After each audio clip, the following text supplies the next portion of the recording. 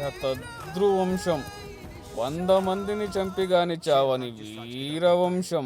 On saying, నువ్వు చెప్పినది ఉత్త బుర్రకథ అని ఇప్పుడే నిరూపిస్తాను చూడు. రే భైరవ, యువరాణిని వీడికిస్తానని మాటిచ్చా. దాన్ని తీసుకొచ్చి వీడి ఒళ్ళో పెట్టి నా కాళ్ళకి సలాం కొట్టిపో. నిన్ను ప్రాణాలతో వదిలేస్తా.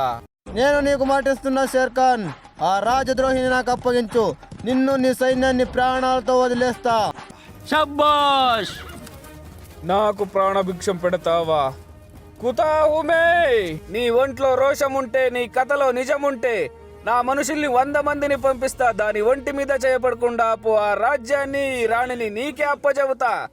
వెన్ను చూపు చూపని వీరుల్ని ఎన్నుకొని మరి పంపించు. వాళ్ళని చూస్తేనే సగం చేస్తావురా. ఎక్కువైనా పర్లేదు, లెక్క తక్కువ కాకుండా చూసుకో. 100లో ఒక్కడు మిగిలినను ఓడినట్టేరా. ఒక్కొక్కడిని కాదు షేర్ఖాన్, 100 మందిని ఒకేసారి రమ్మను. లాహోద్, నీ పౌరుషం మాటల్లో కాదురా, చేతల్లో చూపించు. సైతాన్ కా ఫౌజే. నీకోసం మేమెందుకు సావాలి షేర్ఖాన్ సాబ్? శబాష్! సైతాన్. నిజమే కదా షేర్ఖాన్, డైలాగ్ మీకి సావులు మాకా. అక్కడికి పోతే ఎలాగో చేస్తాం. అక్కడ ఉండేది శతద్రువంశ యోధుడు, 100 మందిని చంపగలిగిన వీరుడు. మన చరిత్ర ఏముంది? మందలుగా పోయేది, చచ్చేది. మన చరిత్ర అదే కదా సాబ్.